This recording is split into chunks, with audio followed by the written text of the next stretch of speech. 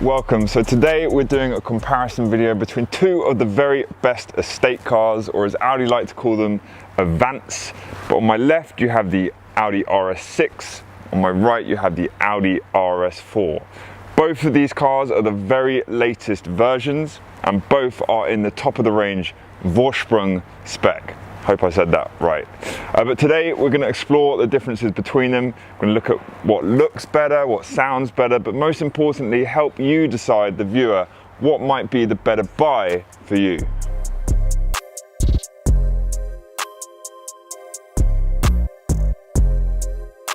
Okay, so we're going to start off by walking you around the exteriors of both cars. So Audi actually facelifted the RS4 for the 2020 model year, and they're trying to sort of bring it more in line with the styling of the RS6 and the whole sort of new Audi design DNA. But what you get, especially on the Vorsprung, you get the gloss black styling pack, so you get all this honeycomb design grille in gloss black, you get these blacked out badges, blacked out air intakes, you get these circular thingies which are housing all the sort of safety tech. They've upgraded the headlights, so you now get LED matrix headlights on the RS4.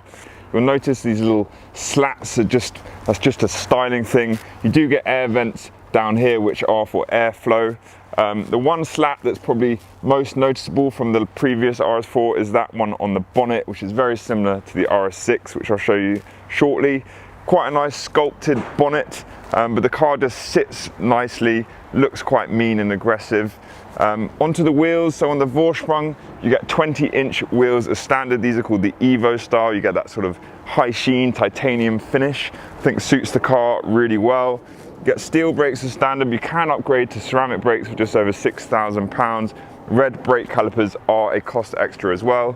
You get all these nice extended wheel arches. I think Audi call them Quattro blisters, and that sort of goes all across the car. Gloss black styling pack. You get black mirrors, black window surrounds, and you also get black inserts on the side skirts. And then when you come around to the back, you get also very nice LED lights that wrap around. Again, you've got these little sort of slats giving that little bit of aggression. All blacked out badges again, little roof spoiler.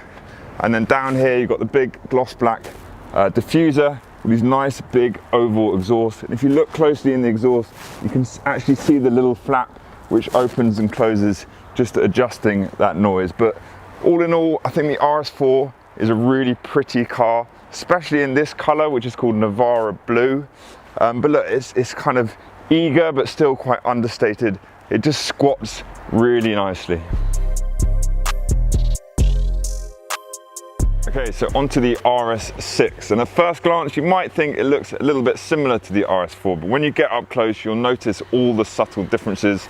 The first thing you'll notice is just how much wider the car is. It's actually 88mm wider than the RS4, which means the grille is bigger, the slat here is wider, the lights wrap around a bit more. You also get actually laser headlights on the RS6 on the Vorsprung as standard, which basically gives you a much finer, more dynamic resolution of the road ahead. The bonnet is just more meaty, it's more sculpted than the RS4. Just feels like the car spent a bit more time in the gym than the RS4. More pronounced wheel arches. On the Vorsprung as standard you get 22-inch wheels in this sort of V-spoke design. They basically have this diamond cut finish with this sort of grey painted inserts. This car has been spec'd with ceramic brakes. That is a cost option. They cost £9,200. One of the most expensive ceramic brakes that I've heard. And look how big they are. They save you 34 kilograms in weight, and they also means that Audi de-restrict the car further up to 190 miles an hour. Onto the side profile of the car, quite similar to the RS4, but obviously longer. I think it's 20 centimeters longer. It's also got more headroom, so there's just a lot more room inside, which we will come to. Onto the rear of the car, again, you get a similar sort of little rear spoiler back here. All the gloss black, you get a bit more honeycomb design grille down here, which is not on the RS4. And you'll notice the exhausts are just a lot wider. But all in all, it just feels like the RS6 design has been taken up a notch from the RS4.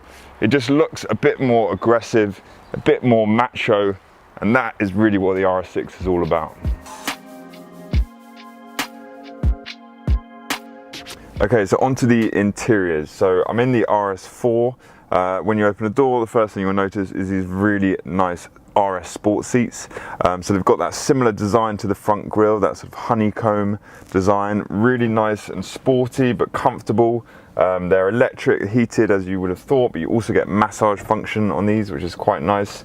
You get your Audi trademark flat bottom steering wheel. This is all made in perforated leather and feels very nice.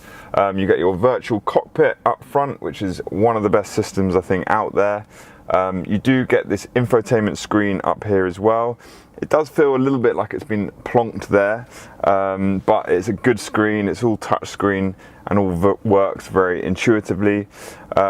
The whole design of the interior is not quite as good as the RS6, as you'll see in a minute. There are lots of buttons and knobs, but it's pretty clean overall. In terms of the materials, so you've got gloss black, piano black inlays, which I think look really, really slick. You can upgrade for the carbon, which I'll show you in the RS6, but actually I prefer these. You do get a bit of Alcantara on the door inlay. Leather pretty much everywhere. There's faux leather on top of the doors and faux leather on the dashboard, which maybe isn't the best, but it will do. So I'm just going to touch on some of the features that come on the RS4. So as it's a Vorsprung, you get pretty much everything thrown in as standard. Some of the key things, the panoramic roof comes as standard. You do get the upgraded Bang & Olufsen sound system, which is always a good thing to have. But there's loads of tech. You get head-up displays, surround cameras, adaptive cruise control. There's loads of driving assistance and safety features as well. So there's plenty to keep you engaged and entertained. So just in the rear seat, so there is room for 3 back here. Certainly in the 2 outer seats, there's pretty good space. You know, I'm 6'1", my knees are just about touching the driver's seat. A little bit of headroom. So look, as an adult, this is definitely a pretty comfortable place to be. Maybe if you're sitting in the middle, it's going to be a little bit cramped. But you've got your heated seats back here. You've got your USB charger. So look, you're going to be pretty happy back here. Okay, so the final bit of the interior I want to show you is the rear boot. And one of the main reasons you get an estate car is all that wonderful boot space. So there's 505 litres of boot space. And look how wide it opens, so it's super easy to load, and there's plenty of room for the whole family. You can also put the back seats down flat, so you can lie larger items across, such as your bike, plant, or maybe your skis.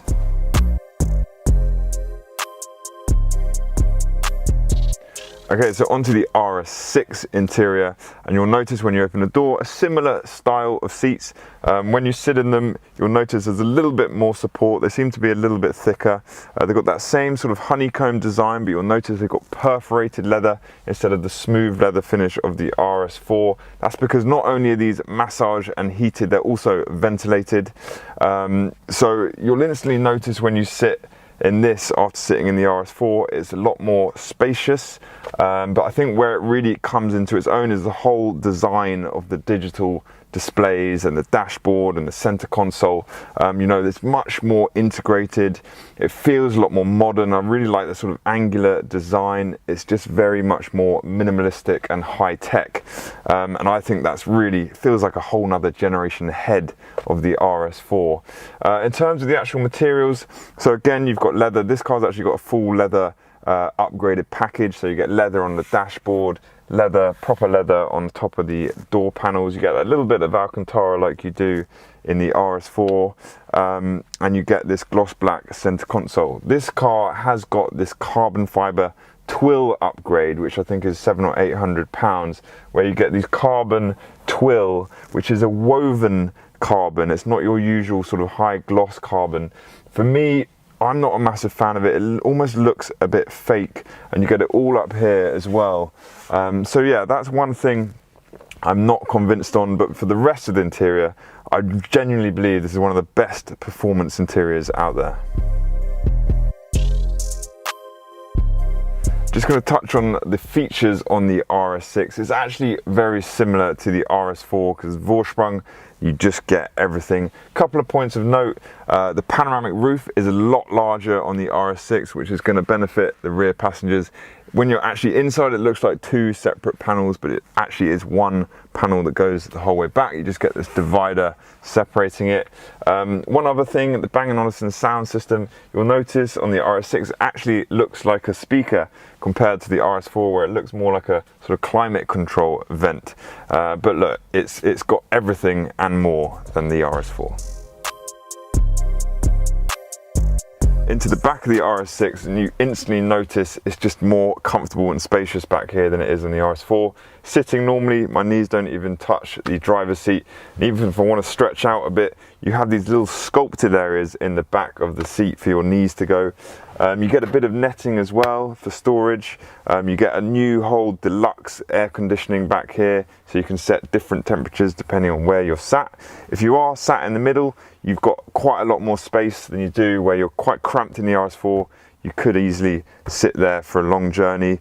You'll also notice this is quite a cool little touch here on the seat belts are actually illuminated, so if you're struggling to put your seatbelt in, that just lights it up for you. If you've got no one in the middle, you've also got a better armrest where you've got center cup holders too. Okay, so onto the boot of the RS6, and the first cool thing about it is you don't even need to use your hands to open it. So just with a simple swipe with your feet. So if you're carrying your luggage, that you can just load it all in. So the boot is obviously bigger than the RS4. It's actually 60 litres bigger. Audi say you can fit 9 carry-on suitcases in here.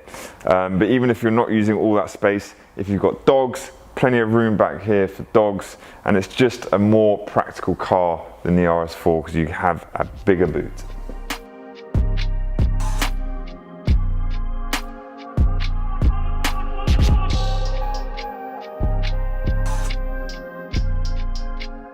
So moving on to the performance and the way these cars drive and the way they sound. So on the RS4, you get a 2.9 litre V6, which I know can sound a little bit underwhelming to us V8 fans, but I have to say this thing really does punch above its weight. It actually sounds pretty good too.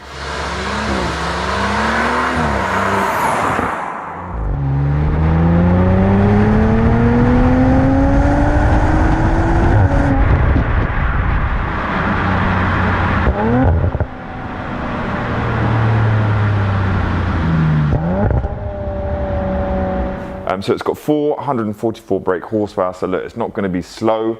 Top speed of the normal RS4 is 155, but because it's the Vorsprung, it gets de-restricted to 174. It does 0 to 62 in 4.1 seconds, and as you go up the gears, you can really feel that speed, and the whole gearbox is just super smooth. And then of course you have that Quattro 4-wheel drive system, just keeping you gripped to the ground so superbly well. One thing I would say, having driven these cars back to back, is the RS4 does noticeably feel quite a bit lighter to drive. It's a more agile, more nimble car. So definitely if you're driving in city, you're going to find it's a little bit less stressful and a little bit more manageable. So it's worth pointing out with the Vorsprung, you get a much sportier setup. So you get the RS Sports exhaust as standard, so you get that louder exhaust note. You also get dynamic ride control and RS Sports suspension plus. So it becomes a much more driver-focused car, especially when you change the adaptive dampers into dynamic mode. The car really just comes alive, but then you can quickly switch it back into comfort mode and just cruise about smoothly and quietly. I mean, I have to say, it's just a great everyday car. Obviously got all that sort of practicality, but it's just really fun to drive. And I guess the one big benefit it has over the RS6 is that it's just a smaller car.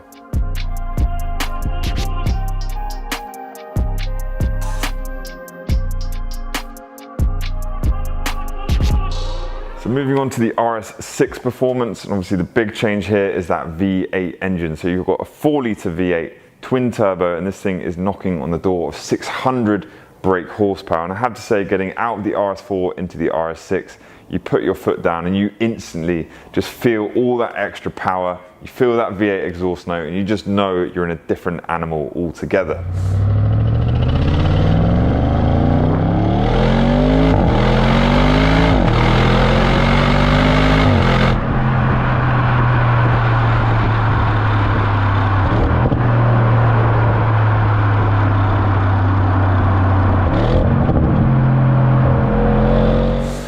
So this thing does 0 to 62 miles an hour in 3.6 seconds. It literally just launches off. Top speed is 189 miles an hour. Because it's been fitted with ceramic brakes, it gets that extra de-restriction, but of course you still get that quattro four-wheel drive, giving you all that grip. One thing that it does have on the RS6 is you can actually push all that power, or 85% of that power, to the rear wheels, so just giving you a more engaging drive. One other big benefit of the RS6 is you get rear wheel steering. So basically you can actually get your rear wheels to point in a completely different direction to the front wheels, which basically gives you a lot more maneuverability, shortens your turning circle, and then at higher speeds it also means you can put them to the same direction, which means you can really turn into corners. Just gives you a lot more stability when you're driving. And then just additionally, because again this is a Vorsprung, you get that setup which is really going to appeal to the driving enthusiast a bit more with the RS Sport Suspension Plus, meaning you get the coil springs, you do away with the adaptive air suspension, and it's just a lighter, more responsive system, so you're going to get more grip, more stability, and just a better car to drive. So what I would say, you know, based on performance, the RS6, if you want that extra power, that extra noise, the RS6 is the one to have. But just bear in mind, it's obviously a heavier car, it's longer, it's wider, so you just got to be a little bit more careful when you're driving, especially in car parks and cities. Right, so let's talk some prices and figure out exactly how much these cars might cost you. So the RS4, bear in mind, is a Vorsprung, it's the top of the range, the best one you can get. So they cost from new £82,000. Any options on top of that obviously cost extra. That car is just a few months old, done 500 miles. We're asking £72,000 for it today, so nice saving on the list price.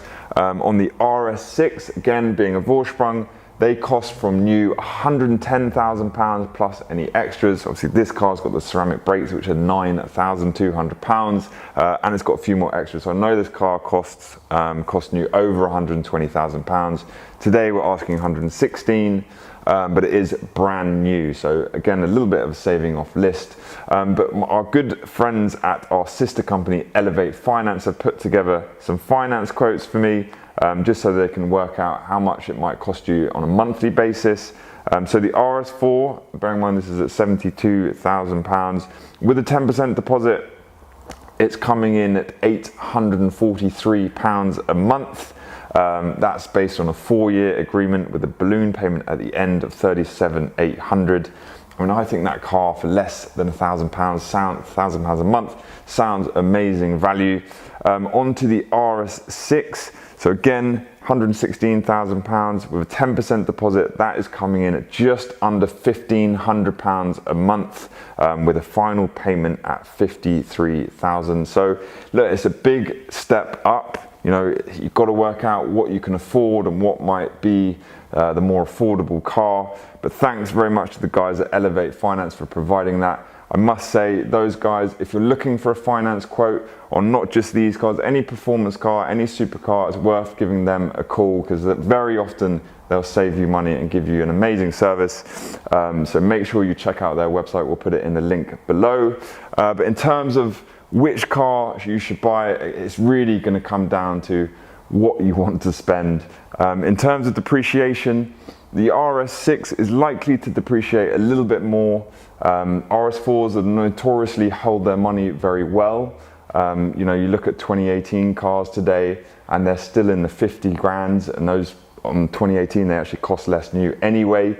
RS6s at the moment they're still holding pretty good, but they should really tend to drop off a little bit. In terms of servicing, you know, these are Audis, they don't cost a lot. The servicing costs are in the hundreds, not the thousands. So either car is not particularly expensive to maintain.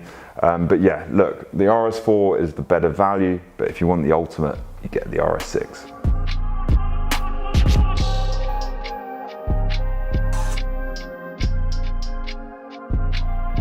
Okay, so there you have it. 2 of the best estate cars in the world, 2 of the ultimate dad cars.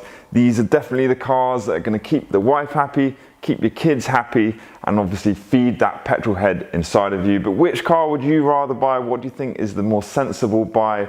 But look, give us a thumbs up if you enjoyed the video. Make sure you subscribe to our channel, and we'll make another video again very soon.